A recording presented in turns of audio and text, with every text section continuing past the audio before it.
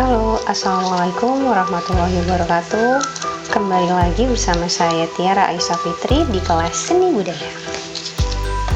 Nah anak-anak, kali ini kita akan mempelajari materi mengenai anyaman. Dan untuk mempermudah kalian belajar, ibu sudah membuatkan PowerPoint.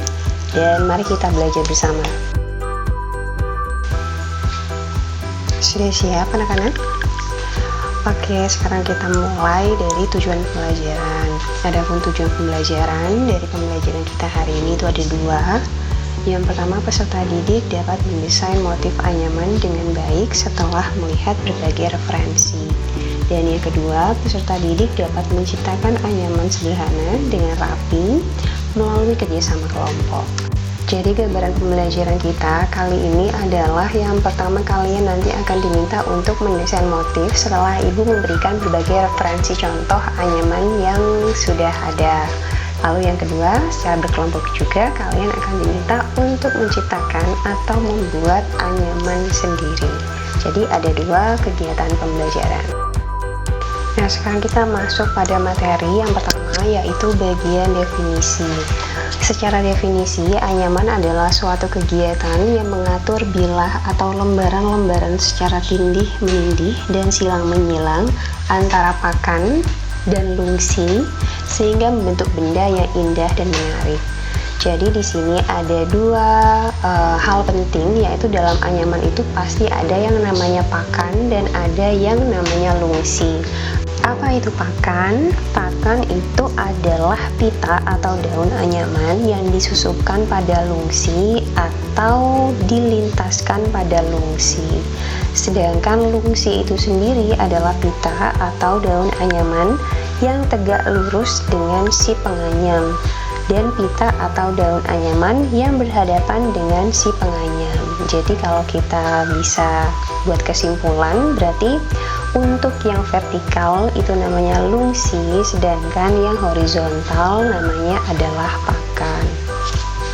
Nah, di sini kalian bisa melihat ilustrasinya, itu yang disebut dengan lungsi dan disebut dengan pakan. Jadi yang tegak lurus dengan si penganyam namanya lungsi, sedangkan bagian yang horizontal atau kita masukkan itu disebut sebagai pakan.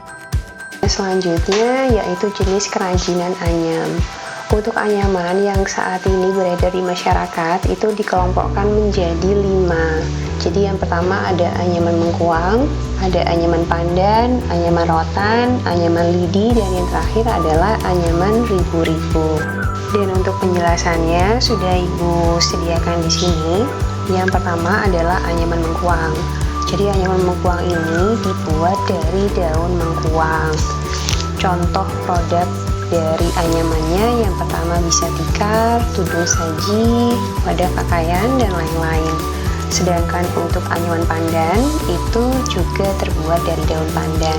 Contoh produknya seperti tikar sembahyang, hiasan dinding, ada wakul, ada wadah pakaian, nyiru, beg, dan lain-lain. Sedangkan untuk anyaman rotan bisa dibuat seperti bakul, tempat buayan anak, dan wadah pakaian. Untuk anyaman lidi ini terbuat dari lidi kelapa. Contohnya bisa dibuat wadah buah, wadah telur, dan yang lainnya. Dan yang terakhir ada anyaman ribu-ribu.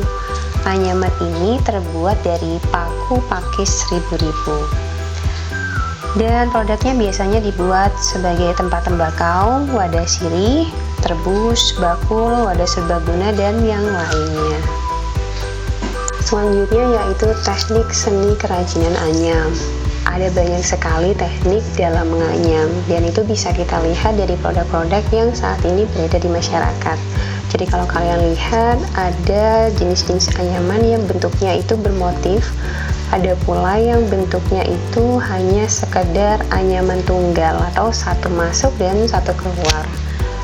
Di sini ibu sebutkan beberapa teknik. Yang pertama adalah anyaman tunggal, ada anyaman bilik, anyaman teratai, anyaman bunga cengkeh, anyaman tegak, anyaman serong, anyaman kombinasi, anyaman membelit, anyaman pita, dan terakhir anyaman melingkar. Nah untuk penjelasannya, yang pertama adalah anyaman tunggal. untuk teknik anyaman ini yaitu bambu dianyam satu persatu secara tunggal. Sedangkan untuk anyaman bilik, tekniknya dimana bambu dianyam secara silang berurutan dua-dua. Untuk anyaman teratai, teknik anyaman teratai membuat kerajinan anyam yang dibuat memiliki bentuk akhir yang artistik dan indah. Nah, untuk penjelasan dari teknik anyaman lain bisa kalian baca sendiri dengan lebih seksama. Di sana ibu sudah memberikan penjelasan mengenai bagaimana teknik penggunaannya atau teknik pembuatannya, lengkap dengan contoh-contohnya. Jadi mulai dari anyaman bunga cengkeh, anyaman tegak, anyaman serong, dan jenis anyaman lain yang tadi sudah ibu sebutkan. Silakan dibaca kembali, dipahami, dan mungkin jika ada hal yang tidak kalian pahami, kita bisa berdiskusi di kelas bersama-sama. Lanjutkan pada contoh anyaman. Dan di sini ibu sudah memberikan banyak sekali gambar, contoh referensi mengenai benda-benda anyam yang ada di kehidupan kita sehari-hari ya. Jadi memang anyaman itu sudah banyak masuk di kehidupan kita, bukan hanya sebagai benda seni saja, tetapi sudah masuk ke ranah benda seni terapan, yaitu jenis-jenis produk yang memiliki fungsi untuk kebutuhan sehari-hari. Sekarang kita lihat contoh-contohnya ya. Di sini bisa kita lihat di contoh pertama ada anyaman dalam bentuk tikar, ada juga anyaman dalam bentuk wadah keranjang, ada yang dijadikan kipas, ada yang dijadikan tas, ada yang dibuat keranjang belanja, wakul, tas hias, bahkan pada ranah taplak. Jadi memang bentuknya sangat beragam. Kalau kalian lihat juga di sini semua motifnya tidak ada yang sama. Jadi pembuatan anyaman itu bergantung pada teknik anyam yang digunakan dan sesuai dengan kebutuhan motif yang diinginkan. Dan kalau kita lihat juga perkembangan anyaman yang ada di sekitar kita itu sangat signifikan. Kalau dulu mungkin anyaman yang sering kita lihat itu hanya terbuat dari bambu dan rotan. Itu pun warnanya natural ya, seperti contoh nomor 2 dan nomor 6.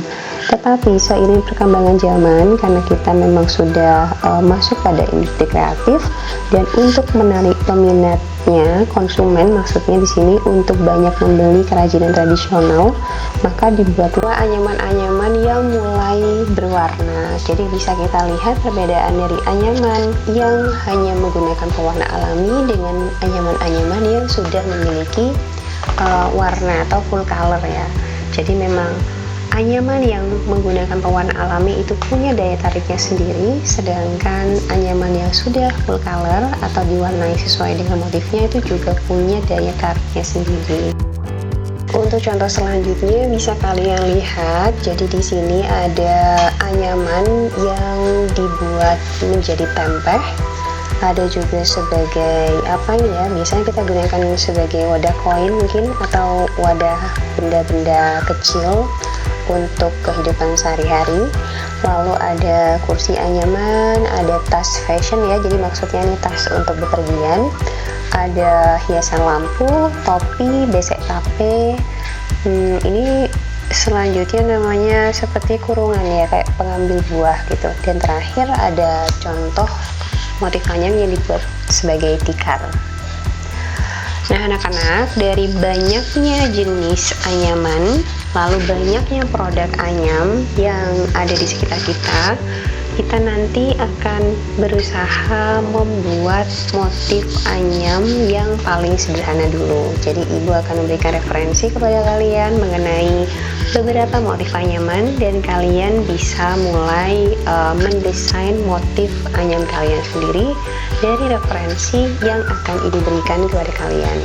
Dan ini dia referensi motif anyam yang bisa kalian lihat dan diskusikan bersama teman kalian.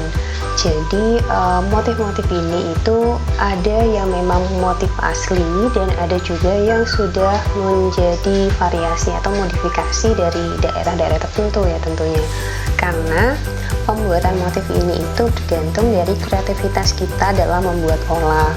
Tapi dari beberapa motif ini kalian bisa melihat ada motif sasak kepang, ada motif Kalimantan, ada beruang matawali, daun iris, kembang seruni, lalu ada juga serong miring, ada motif Bali, lalu juga ada anyaman kembang jeruk dan sasak kepang. Yang lain juga masih banyak, jadi kalian bisa melihat motif batiknya dulu dan ada keterangan nama di bagian atasnya.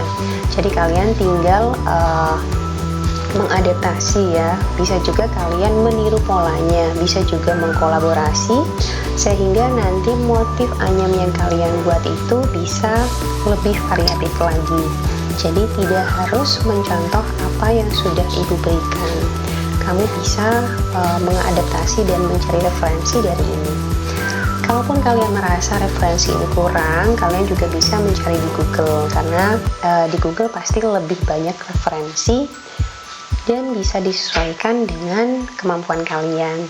Kalau kalian merasa bahwa contoh-contoh yang ibu berikan itu terlalu sulit, silahkan kalian bisa mencari bentuk motif yang lebih sederhana sehingga bisa memudahkan kalian pada saat nanti kita praktek membuat anyaman. Nah anak-anak, sekian penjelasan mengenai anyaman dari ibu. Nanti kalau masih ada hal yang tidak kalian pahami, kalian bisa bertanya langsung dan kita melanjutkan diskusi di kelas. Terima kasih, sampai jumpa kembali.